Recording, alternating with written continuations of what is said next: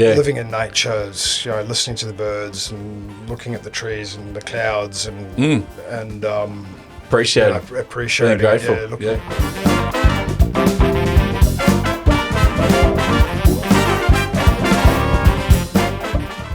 And we're back in the sauna for another sauna sessions with Shay. And in the barrel sauna today, we've got Jason Weare. Good mate. How are you, mate? Good, mate. Good. Thanks for coming on the podcast. No, thanks for inviting me. You've done the deluxe package today. You did the 3 rounds of Wim Hof breathing. You did the ice bath. How'd you find that, mate? The breathing was good. This last one, I was like, I just needed a little suck in a little bit of air just before the 1.5 minutes. Ran out of breath. That's all right. The ice bath, first time ever doing that one, and that's just surreal. The feeling that you get when you step out, it's just unbelievable. Mate, I couldn't believe you actually. And then at the end, you dunked your head. So the water was 1.4 degrees. So it's getting close to freezing. And it's cold. That first 30 seconds, mate, you went hard. It was, wanted to get out. Yeah, push through it. Yeah. I think breathing helps. I think the breathing before helped. Most definitely. Yeah. Now, mate, if you can do the honorary first loading of the water, just on the rocks, just to get us out of the gates. And there we go, mate. The reason I wanted to get you in for a chat is you're this kind of guy that gets out and does a lot of outdoorsy kind of stuff, right? And I've said this to a few mates. I feel like you were actually born in the wrong century. I feel like you should have been born in the 15th century or the 14th. Because I remember having a chat to you once. I was telling you that my parents had deer roaming their around it. Yes. It's like, come, let's go and shoot one. Yeah. But it's not like let's go and shoot one. It's like, okay, what we're going to do is we're going to build a hidey hole, and then we're going to build a thatch roof. We're going to then put on some camouflage, and we're going to just camp out for 3 days. We won't talk. You can't talk. They're very skittish. What the fuck is this dude on? But I realised, I thought, this guy, but you are, man. You're always doing things with your hands. You're always outdoors. You're always fishing. I rang you the other day just for advice on a fishing pole. And I said to you, fuck, mate, we all need to have a fishing rod of some sort in our garage, and we should be going fishing for sure more often than Promote not. It. Yeah, definitely. But getting some sunshine into it as well. Yeah. So you got 2 kids now? 2 kids, 2 boys. Yeah. And do they 6 and 9? Do they follow suit? Are they out there doing all outdoor stuff? Sam, the older one, he's sort of getting more motorbikes now. He's into the motorbikes and wants to, go dirt bike riding, which is still good. It's outdoors. And they get onto the horses too with Amanda. And then Hugh, the young one, he's more, I think he's going to follow me on the fishing side. He's always asking, let's go. When are we going fishing? And so I think he's got the bug and it's you're selling lures too, are you? Yeah, I do. Make a few lures, the marlin pusher lures, the resin heads, and squirt them up, and catching fish. And mate, because I don't think I've met anyone like yourself, right? And just that outdoors, like wanting to bow hunt, wanting to fish. Always outdoors. You're never in front of a bloody iPad. But I've seen the way that you fish too, and there's generally 1,000 people coming to watch you fish because you're not out just catching the bloody the brim ones, and the whiting. You're out there for the big stuff. Try to using the tailor for bait and slide baiting. Is that from your upbringing, mate? So I did a really bad South African accent before, but you were brought up in South Africa. Brought up in South Africa, yes. Was it your parents that, like, where does that process come from? I suppose parents took us out camping and caravanning and that when we were kids. Dad wasn't too much into fishing. I don't know where I got the fishing bug from, but I suppose a lot of South Africans did that. They were always outdoors with either game viewing or going fishing or hunting, and farm life was always good. Like, I didn't grow up on a farm at all, but I always wanted to be on the farm. Yeah. So I had a close mate, Anthony Ide, and he still lives in Escort now, and on a property out there. So I've spent a lot of time out on their property growing up, and we would just run amok. Hundreds of acres to run amok on, and we were always out. Well, you've got your own farm now. Yeah, only a small farm with 40 acres, so it's only a small hobby farm, but it's out in the Toogoolawah, and it's nice and quiet, and just couldn't.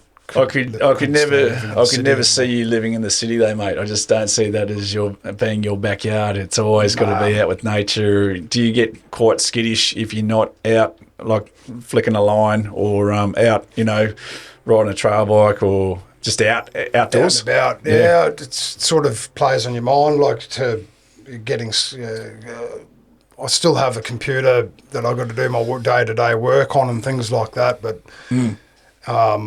I think I chose agriculture as a profession because it took me out onto the farms and dealing with guys out in the country. And I just love getting out there. And I mean, before I came here, I was out on visiting a dairy.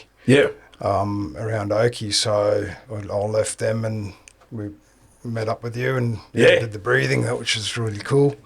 Yeah, well, so that was your first experience at the breathing and the ice bath. How do you feel now?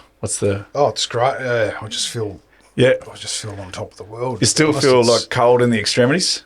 More the toes. More the toes, the toes, I think. But no, I'm warming up now in the sauna, yeah. It's good, mate. Look, it's you haven't hesitated at anything. You just went at everything. Pull at a gate.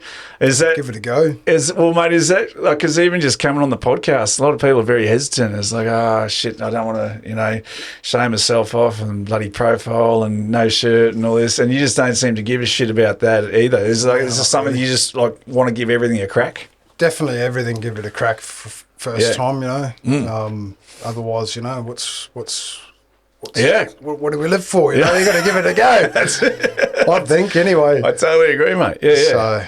Well, I've seen you, like, this is the other thing is I remember going fishing with you and you set up some bloody bathtub that you were putting Taylor into, and it had like a full-on, you were oxygenating the water, it had a pump on, and you're doing like to keep them alive when you want to slide and that. Yeah. You're not mucking around. Like, do you research a lot, or like are you just so passionate about fishing that you just go, hell for leather and Google it and find out more information? Yeah, well, I mean, Google's come into play, but I think it's just been time on the water, trial and error, trying different things. I mean, we've had big drums and things on Fraser Island and that, and trying to keep Taylor alive to slide bait later on. Yep. And they've since died, or too many fish being put into the pond, and because everyone wants to have a go. Yeah. So everyone wants to put their Taylor in there, and I think the more fish that are in there, then the oxygen gets chewed up and the ammonia levels build up, and then they start dying. So it's less is more, if you know what I mean, for that type of fishing. And I'd say to my mates now, if you want a live bait, well, dig your own hole. And make your own bloody pond, because... so you do all the work and then they just bloody throw their fish in and all the work that you've done. Often that's the case. Is that where you don't get invited back to a fishing trip with Jason if you're always going into his pond? Take the mickey a bit. No, I've sort of relaxed a fair bit now. I think I'm happy for like other guys to... I'll set up rods and things like that on the beach, and if a rod goes off and someone gets to it before me, and so be it, you fight the fish. But it's all like, we all had a sort of a go this last round over at Fraser, and one of the younger guys, he got a nice, about a 12 kilo GT. Yeah, right. Off the beach, and then another fellow. The punter's name, a Giant Trevally. Yeah, Giant Trevally GT. And then another guy put on a good fight, a GT. Yeah, pretty reasonable. Like it was not big by any means. 12 kilos. Like if you got a 25 kilo one, you're in for the fight there. That, then that's a fair fight. But one of the guys got a shovel nose. It would have been, I don't know, 80 kilo. Yeah, wow. It was big. It was a big fish. And Where do you put ice bath in on the hardest things to do, mate? Where's ice bath fit? I think it's up there. It's definitely up there. That's one of the think the initial shock, I think, to the system is that first 10, 15, maybe 20 seconds. Yeah. is probably the hardest because your body's just saying, get out of here. Your first crack at it, mate, like it's because you don't know what you don't know. I don't know what so to expect, you're literally diving in the deep end and just seeing what happens and seeing how your brain reacts to it. But I could see that you were struggling. Like that first 10, 15, you were talking to yourself hard. Oh, yeah. Yeah, no. But then, like, there's a few choice it's like words. everything. Yeah. But then you start to relax into it and go, well, hang on, we're here. You know, we may as well just enjoy it. And like, not that it's the most enjoyable. I don't think I've ever enjoyed really being in the ice bath, but I just know the effects afterwards. You know, for the rest of the day, I just know that you're bloody pinging off your head and it's space. Yeah, exactly. Yeah.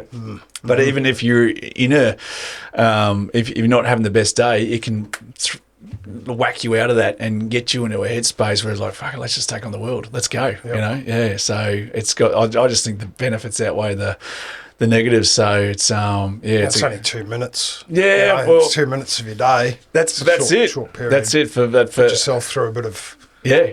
I don't know if you call it pain. It's not really pain. It's just freezing bloody cold. I think it's more numbing. Yeah. That's what I felt. The body would. Yeah. Extremities just go numb. How do you feel? You're warming up now? Yeah. Yeah. No, it's good. We're in the sauna. We should start to Go warm for up. another ice bath afterwards.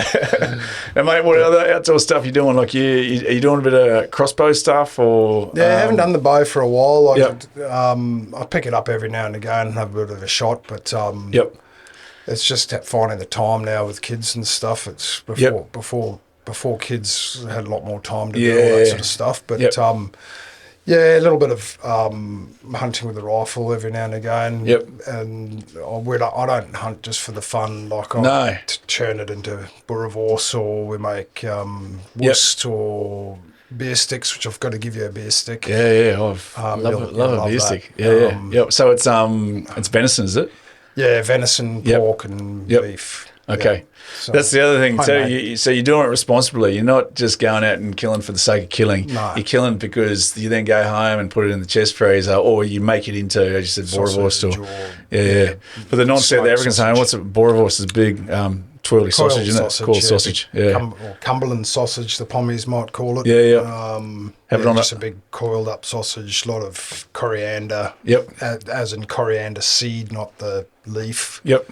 Quite a few different spices and generally having that on a braai, is it? On a braai vleis, yeah. Braai vleis. Yeah, I didn't know there was more to it. Yeah. I just always called it a braai, but braai vleis. Yeah, put it on braai. Okay, there you go. Have you got a braai at home? Braai vleis? I've got a Weber, which is the equivalent coal one. Yeah, right. Okay. But no, it's a lot of the South Africans obviously say that the South Africans that move over here.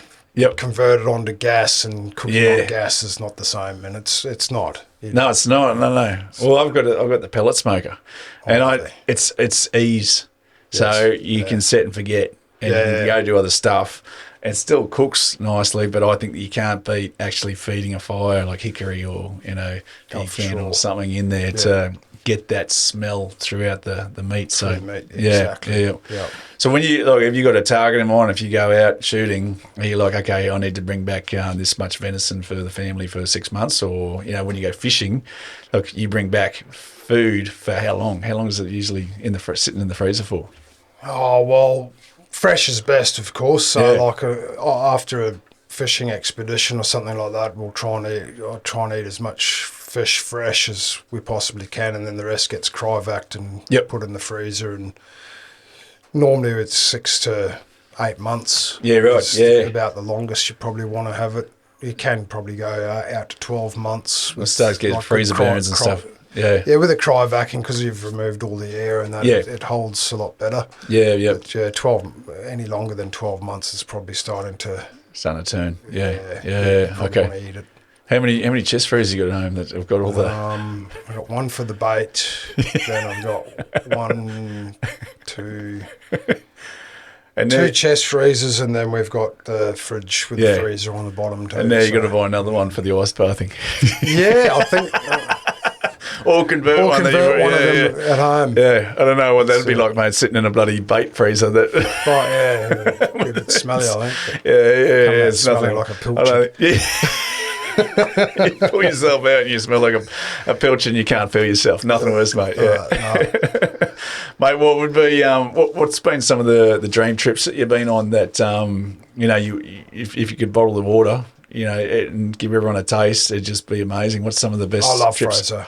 I love Fraser Island. It's one of the top places for me. I could go. I could live there. I reckon. Yeah. It's just a special place. You've got everything over there that someone that is in the outdoors, other than the hunting, wants really. You got Lake Mackenzie, which is pretty.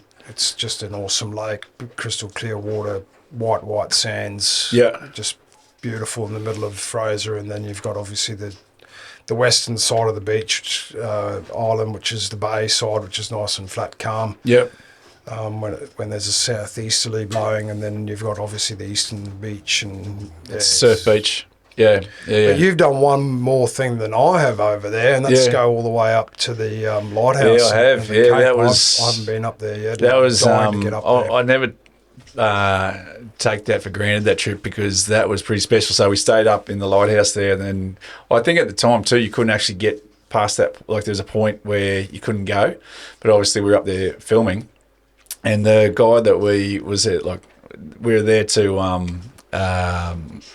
monitor turtles, the green sea turtles and loggerheads and whatever was coming up, and the guy who used to be the old lighthouse keeper, and he's the most knowledgeable guy I've ever met. Just so humble, and he actually gave me like a turtle tag and he said, "Thanks, so much for coming, and appreciate your energy and your time and all." And I've still got it. I'd Cool. keep that as a memento, as something that's was really special. And just to even be able to camp up there. Yeah. Like, we're in the huts there, and we're watching Test match cricket through the day, and then we're going out at night. Tagging. And so you leave at 7:30 at night, and then you don't come back till 4 a.m, and you're falling asleep drooling on the guy beside you. So all good fun. But it's a special place. Like, to is. have the turtles come in there and specific breeding ground and that for them. Yep.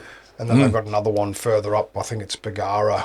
There's a fair few there turtles is, that go in that area that come onto the beach and lay their eggs. And for sure, we've seen them when we've been on the boats going out, on that northern side, going over the Breaksea Spit, and we've seen all the turtles going up the beaches and stuff. And it's special spot. There is something very spiritual about it when you've got this big bloody turtle in front of you. You can feel.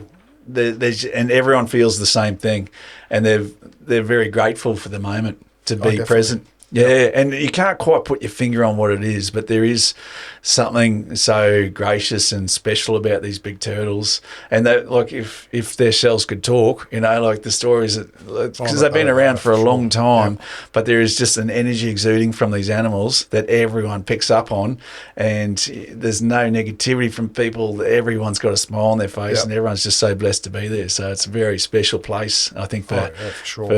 So I'll always remember that trip, and very special. Yeah, we went that one time to Fraser. It was a pretty epic trip. Yeah. Well, I think that's the thing, mate. It's like like a lot of people that'll be watching this. Fraser's in your backyard. Yeah, no, it is right there. Gary, it's right there. So if you haven't been over to Gary, get over and check it out, because it's a special place to hang out. And as you said, there's everything there. I think the dingoes are getting a little bit cheeky these days, aren't they? Dingoes, plenty of them. I've never seen so many since I've been going there since 2004. Yeah. Was the first time, and you'd hardly see a dingo, and now they're everywhere. They're cunning, aren't they? Very cunning animals. They'll come to your camp at night time, and you just got to be careful with the leaving any food out there. Get in trouble. But you're hearing a few lately that like people are getting nabbed, on the leg or the butt, so you got to be careful. Like they'll have a crack, won't they? Few people being bitten, and more recently. Yep. A lot of females are being bitten. Yeah, so right. I don't know if there's got something to do with dogs being a bit more aggressive to females. But You've got the nickname Dingo, is that right? That is true. Is there a story behind that? So yes, there is a story because I was born in Escort in South Africa, a Yep. small town, farming town, which is where I spent a lot of time in my youth. Yeah. And then mum and dad moved to, my mother's from Perth, so they moved to Perth when I was 4, Yep. so 1980. And we lived in Perth for 5 years. So when I left Australia, we went back to South Africa and we went to Pietermaritzburg. I had a full-blown Aussie accent, mate. Oh, is that where it came from? So, yeah. There you go. And then, Yeah. So I lost the accent pretty quickly, as you do, because I was 9 when I got back. Yep.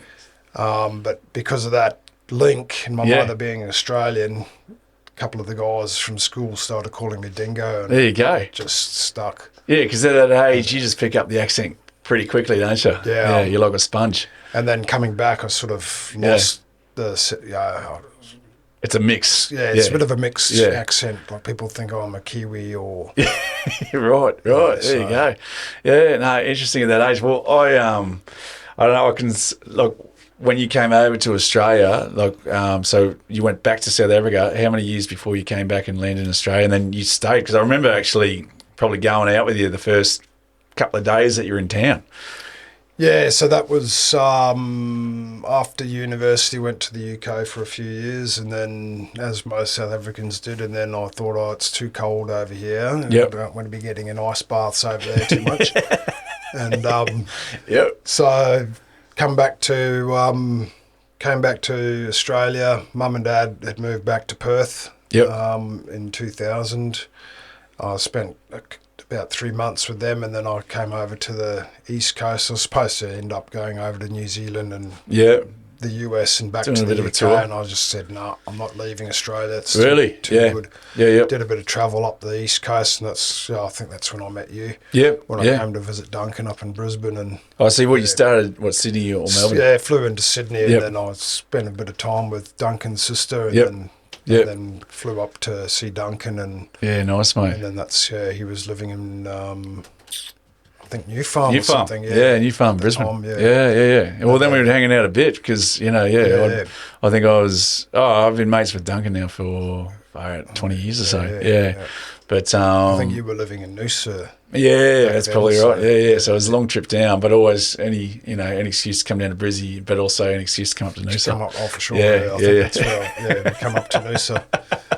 But that's But mate, to do the surfing and that. oh yeah, for sure. But it's like I actually, because I went on a safari with Duncan and his family for 10 days, I think it was, to Madikwe, and when we touched down back in Australia, I felt very grateful that we'd landed back in Australia because I had adrenaline shots every second day, mate, and then everyone's telling me, that my husband was shot in his driveway and killed. Everyone's been carjacked over there. The foreman at the farm was set on alight by all the bloody workers. And I'm like, what the hell's going on? And they're like, TIA. So it was just another day. And I'm shocked, but they're accustomed to it. And so Yeah, I think they do get a bit accustomed to what's, the crime and the violence and thing that goes on over there. They just, I'm looking at going back in May, and that'll be the first time back to SA Cape since Town or 2003. Back to Maritzburg. It'll be Maritzburg, yeah. 30-year school reunion. Yeah, right. Okay. So we're looking at going back and catching up with all the mates, but I have heard, like, you get a shock. Yeah. It's been that long. So it's 20 even years. worse. It's 21 years this Yeah, year, so yeah. I haven't been back. Well, it was just like, because obviously we grow up, I've grown up in Brisbane, Australia my whole life, and, you walk down the street late at night as a kid, Yep. you're No out worries. playing footy, you're out playing cricket, no one gives a shit. And I go over there, like, I don't think... Watch your Well, back. I don't think... Look, when we got over there, Duncan's grandma just passed away, and they had to go to the funeral, and they locked me in the house. I couldn't get out of the house. So it's like because there's bars on everything. Yeah. So it's like they've gone off, and like there's a bloody fire in there. Like I'm not getting out. So we were stuck in the house for a couple of hours until the funeral. It was just like by chance, like they obviously everyone's mourning. Probably didn't want you to go out of the house. Well, that's the other thing. So I'm playing tennis, and it's like you hit a ball over the fence, you don't go get it. It's gone. That's it. Yeah. So it's just like, what the hell's like, and I think it was, I think when I first landed, like I had my wallet on my lap. And he said, "Shay, put it in your pocket." He said, "Put your wallet under your bum, put your window up, and lock the door." Lock the door. That's a bit. I'm like, what? But obviously. And if anyone approaches, we're going straight through the red light. So did you cop a lot of that growing up? I don't like when apartheid was on, and there was a segregation and all that sort of stuff. Like we used to go into the park, and it was reasonably safe at night and all that sort of stuff. But I don't agree with what happened in terms of apartheid and keeping people separated and segregated and all that sort of stuff. And it was the best thing to happen to the country. But then I think things got a little bit out of hand, and the hijacking and just the sheer crime in terms of people don't care for life over there. But I kind of get it as well. It's like, life is cheap, but if I don't get $20 from this guy, then my family doesn't eat and we starve. So I kind of get it that it's absolute. How poor poverty. People were. Yeah, poverty is next level. I was over there during the World Cup, and they built these big walls, and it was just like they were just brushing everything under the mat, just to, they wanted to showcase. And obviously South Africa is beautiful, but these massive walls in front of the slums. So it's like we're trying to cover up all that. Yeah. So it was a bit sad, but that was, that's TIA. On the way to Durban and even up in Joburg, it's people that are living in tin shacks and things like that. Poverty, on the poverty line, it's rife, and that's what drives the crime, because as you say, people need to eat and need to survive, so they'll do anything to get some money in their pocket to buy food. Spot on. Now, mate, if you let's go. We're going to get you back in for round 2 in 5 years. What would be the dream adventure you'd like to go on? Or bucket list one? Bucket list for me. I've always wanted to go to Alaska and chase salmon. Yeah, right. Okay. But like bucket list, Australia, I'd love to do the Samurais or Wreck Reef. Where's that? Which is like way out, like up in the Great Barrier Reef. But like Samurais is sort of the west, the right eastern extremity of the Swains. Yeah, and it sits right on the shelf. So you're going a couple of days to get out there to like zero. Yeah, I think it's a day and a bit. It's full steam, day and a bit. Right, so that would be the dream trip. And then then you're out there and just anchor for and fish for 2-3 days. Out there, for I think it's a 10-day. 10 days. 10-day trip. Yeah, right. Chasing GTs and dogtooth tuna and wahoo and marlin and sailfish and da. You're in your element. That'd be awesome. But certainly, like, to get out of Australia, Alaska, or that northern part of America, and into Alaska, chasing trout and salmon, and that would be another, but a totally different sort of on the bucket list. So. Well, you can see what I do for kind of meditation and to slow the brain down. Do you find when you go fishing and do those sort of things, that's your meditation? Yeah. Bloody oath. That's the you forget about all your worries and you're just concentrating on the moment and being out in on the ocean or on a lake or at a river, and you're living in the now. You're in the moment. Living in nature, listening to the birds and looking at the trees and the clouds and appreciating, grateful. Whenever we go out to the river or something, look, there's some deer. Tracks. Deer have been across the creek over here, and you're just trying to get back into nature. It would be awesome if Australia had a few more of the big game like we did in South Africa. I think that's one of the things that I miss the most is the wildlife from SA, but you got different wildlife over here. Oh, mate, so when we went to the game park, I think we saw everything but the big five. So we missed leopard. We didn't get the leopard. Yeah, like they generally are sitting up a tree somewhere, but we couldn't find one. Yeah, but it was like day one, I spotted everything. And then for the next 9 days, I didn't see shit. And after day one, there's a guy who's like, Shay, you can come back anytime, right? And the day 10 is like, well, see you, Shay. I'll never see you ever again. What happened to your eyeballs? It was a bit like that. It was like, I was like, oh shit, there's wild dog over there, and I'm fucking just picking them, and then I needed glasses day 2, from there on. Yeah, obviously your senses were heightened on day one. They were just running hot. Yeah, I still remember because Jerry was our ranger who taken us on the tour, but there was it came over on all the CB radios that there was a pride of lions down under this tree, and I remember, and he's like, do you guys want to go down? I'm like, that's what we're here, let's go.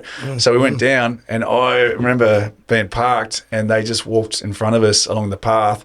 I just felt my heart just jumping out of my chest, and I could feel it in my pupils, right? Because I'm in this very open vehicle, Jeep, right? And I don't know if this guy's got a gun. I don't know what's going on. And it's like this, and I just remember my eyes just followed this pride. Like I couldn't move.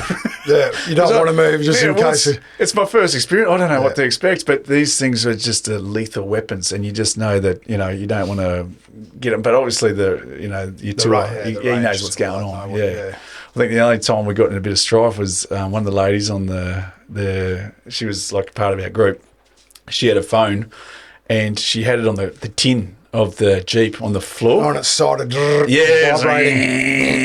Right, and then all these bloody elephant's ears went, right, and Jerry's like, I'd be more scared of elephant than lion, to be honest. Well, it only happened twice, but if he spoke, he freaking listened, and he said, if whoever's got that mobile phone, turn it off right now. Right? And I think it was like, and just moving away from her. Right? So it just kept going, and then she couldn't find it. And then he's getting more, he's like, hey, find it right now. Because when they start, so that was like, again, the heart starts pumping because it happened twice, but it was, and he's telling us that one of the tour guides has been opened up like a tin can 2 weeks prior, by elephants. Getting a bit of horror stories. Yeah. So it's like, welcome to the safari. Welcome to the jungle. Welcome to Africa. No, it is a wild place. Yeah, it is a wild place. I'm keen to go back next year. It'd be good, but I don't know if I could take the family just yet. I think it's they're a bit young. The boys. Mate, I'd love to do some more experiences with you, because I think the more that I think the older you get, the more you just appreciate the moon, the stars, the bloody grass between your toes, the sand between your toes, and just the outdoors and just and sunlight. Sure. Yeah. So I love the open space where we live now. Yeah, we've got one neighbour that's relatively close. I think their house is about 200 metres or 300 metres from ours. Yep. Yeah. And but the stars at night time it's phenomenal. You've got no light out there. Yeah, so you got a billion stars out there. Oh, it's just beautiful. Yeah. Something you never take for granted, is it? That because there's no smog, there's no city, so you got the best of all worlds out there. It's great. Yeah.